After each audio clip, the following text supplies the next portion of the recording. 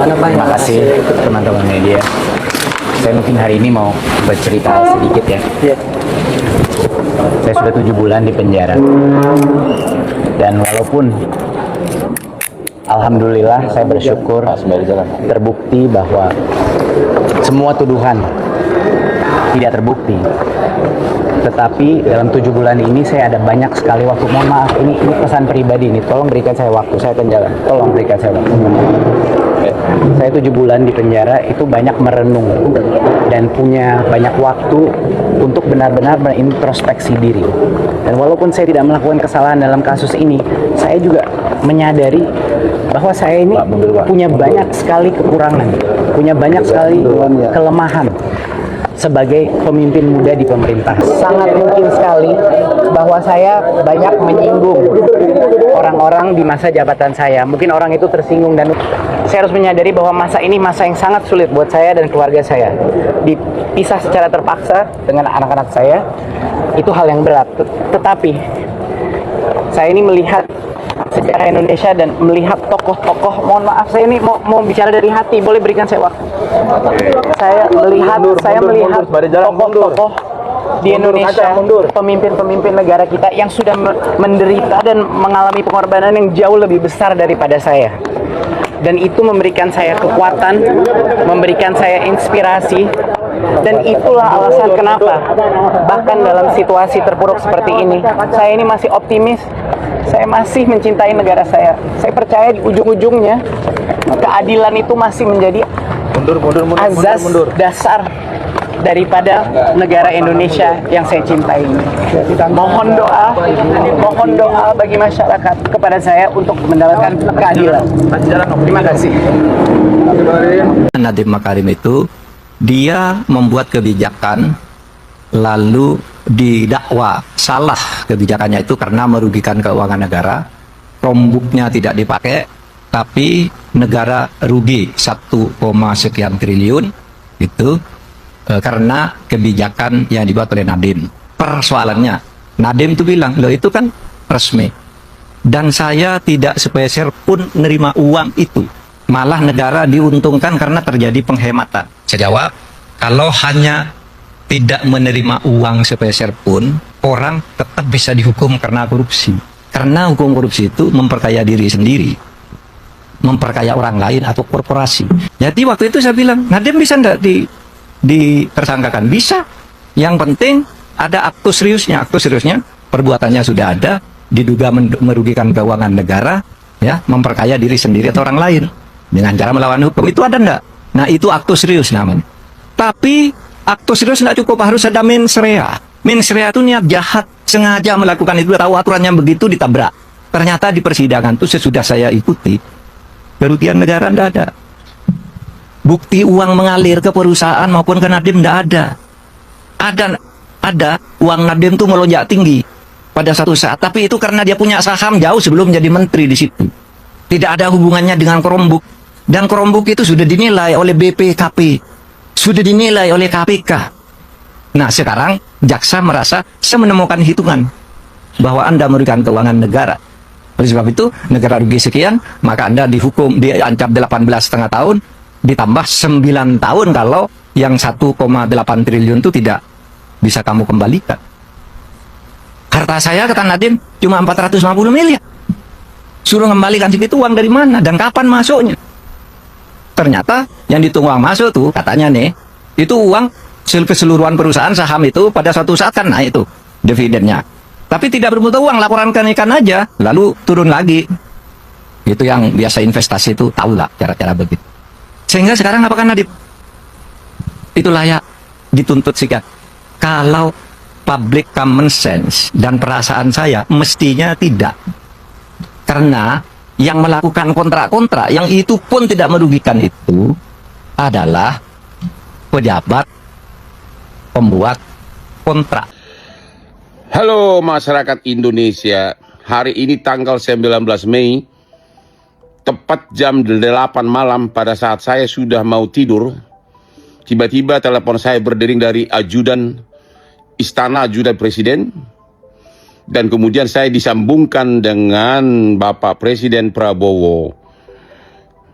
Pertama-tama Bapak Prabowo bilang selamat malam sahabatku, selamat malam mantan klienku. Ya, itulah saya ucapkan. Tapi ternyata dia itu mau mencari keadilan. Dia itu benar-benar ingin keadilan tercipta. Dia menanyakan, Pak Presiden menanyakan, bagaimana pendapat Hotman tentang kasus Nadiem? Apa dia bersalah atau tidak? Tentu saya sudah memberikan uraian pendapat saya kepada Bapak Prabowo karena saya ikut dalam kasus itu. Pada awal pertama kali saya yang telah menganalisa bukti semuanya. Namun di medsos ini saya tidak bisa membocorkan apa yang saya kasih tahu ke Bapak Presiden. Itu rahasia saya. Namun ada satu hal yang saya ingatkan kepada Presiden. Saya bilang begini, salah satu asisten dari Nadiem yaitu Iban telah divonis bersalah. Tentu vonisnya itu mungkin besar dikaitkan dengan bahwa asisten bekerja sama dengan siapa. Kalau asisten divonis bekerja sama dengan siapa? Kalau majelis itu sudah memvonis asistennya, kemungkinan besar dia terikat kepada putusannya, maka bosnya pun juga akan divonis. Itu saya kasih logika. Saya belum membaca putusannya Ibam, tapi kemungkinan besar asisten itu divonis dalam rangka membantu majikan atau minimum bersama-sama. Jadi saya mengatakan yang paling kemungkinan terjadi adalah majelis hakim akan konsekuen dengan putusannya seperti yang dilakukan terhadap Ibam, karena kalau asisten sudah divonis, tentu asisten itu divonis dalam rangka apa? Apakah membantu bosnya? Andalah yang jawab. Anda sudah tahu jawabannya. Oke? Jadi saya bilang sama Bapak Presiden, kemungkinan majelis hakim akan terikat dengan putusannya yang terdahulu.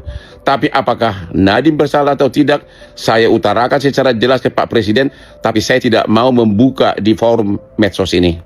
Oke, saya mau bobo dulu, tapi benar-benar memang Pak Presiden netral, dia berusaha mencari fakta sebanyak-banyaknya. Ya, namun apa boleh buat, persidangan sudah. Oke, teman-teman, di sebuah cuplikan video yang barusan kita saksikan tadi, kita melihat bahwa pada kali ini Bang Hotman Paris ya menceritakan ya peristiwa yang telah terjadi yang mengenai kasus korupsi, tindak pidana korupsi yang ditimpakan kepada mantan Menteri Pendidikan yaitu Pak Nadiem.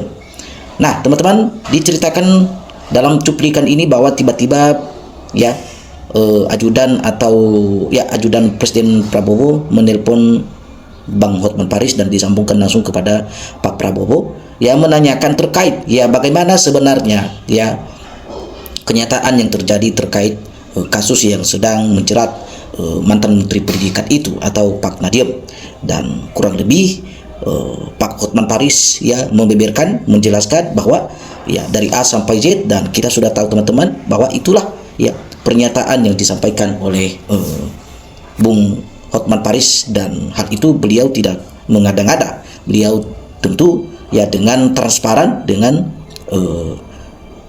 isi pembicaraan yang dilakukan antara Pak Presiden dengan Pak Hotman Paris ya.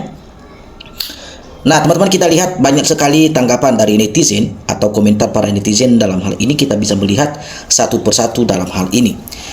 Banyak yang berkomentar kalau kasus Nadiem bikin Presiden bingung ya. Wajar saja karena Nadiem diangkat jadi menteri pada era Presiden sebelumnya.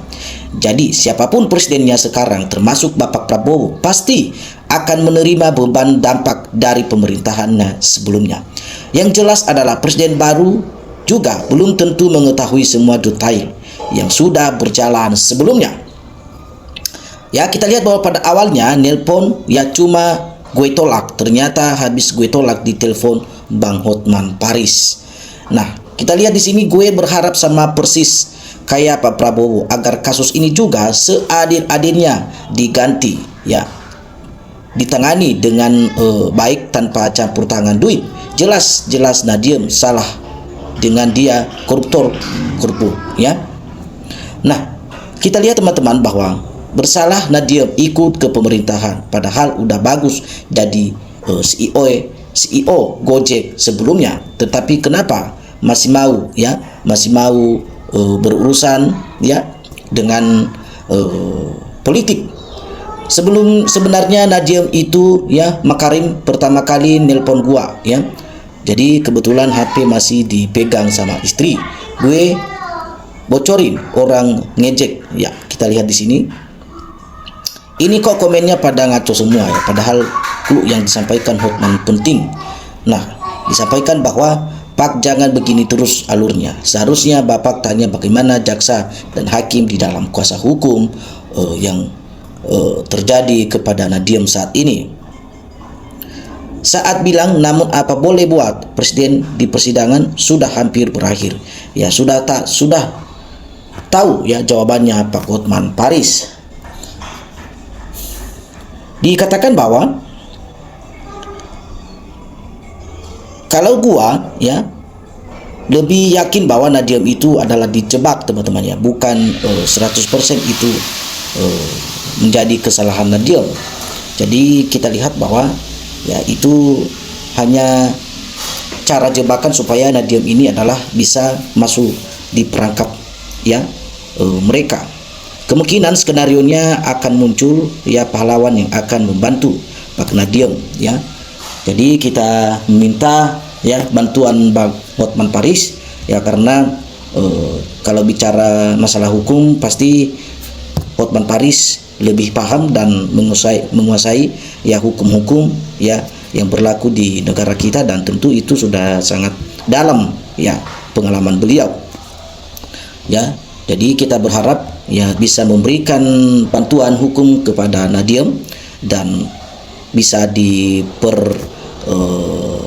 cepat lagi hukumannya ya, supaya Nadiem juga segera bebas ya dari jebakan tindak pidana korupsi tersebut. Dan kalau bisa siapa yang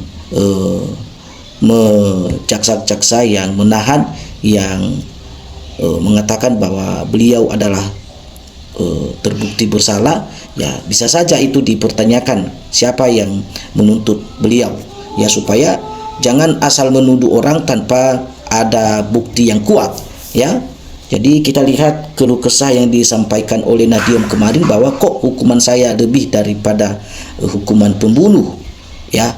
Jadi semua denda yang diminta untuk tebus hukuman saya ya, bahkan harta yang saya miliki pun tidak cukup. Bayangin teman-teman, padahal Nadiem ya mantan menteri pendidikan ini salah satu orang kaya, dan yang diminta kepada dia lebih dari kekayaannya. Jadi dia nggak mampu ya.